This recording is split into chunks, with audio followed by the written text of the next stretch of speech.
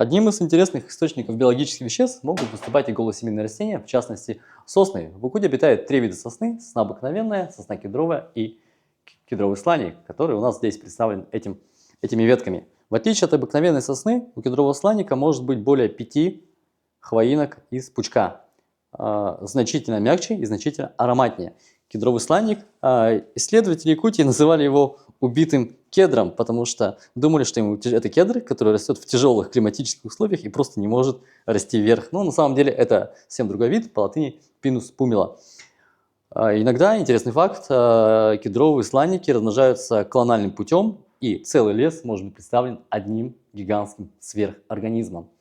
Так же, как и другие сосны, хвоя богата огромным количеством биологически активных веществ. Наши исследователи из Якутского Северо-Восточного федерального университета, проводя эксперименты, доказали наличие 12 очень мощных антиоксидантных соединений, которые можно выделить из хвои методом этанольной экстракции.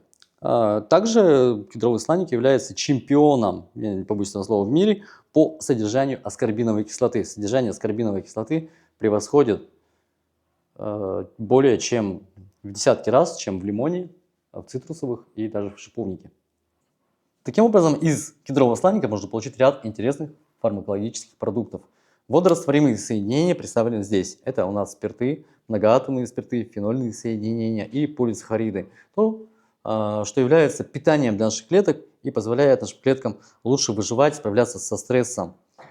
Здесь у нас различные гидролаты и дистилляты. Это ловушка для летучих соединений, для различных масел, которые обладают ярко выраженным ароматом, легко проникают в кожу, стимулируют различные рецепторы и обладают очень полезными свойствами. Спирторастворимые соединения представлены здесь. Это, конечно же, кладезь огромного количества витаминов, витамина С, который занимает одно из лидирующих мест среди всех растительных компонентов, флавоноиды, терпеноиды. Их значение – это уменьшение воспалительного индекса, а также ярко выраженная антибактериальная активность. Из ствола тоже можно получить ряд интересных веществ. Здесь у нас смола.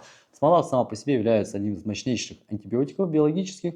Также здесь у нас есть примеси интересного вещества под названием дигидрокверцетин, который обладает очень сильной антиоксидантной активностью.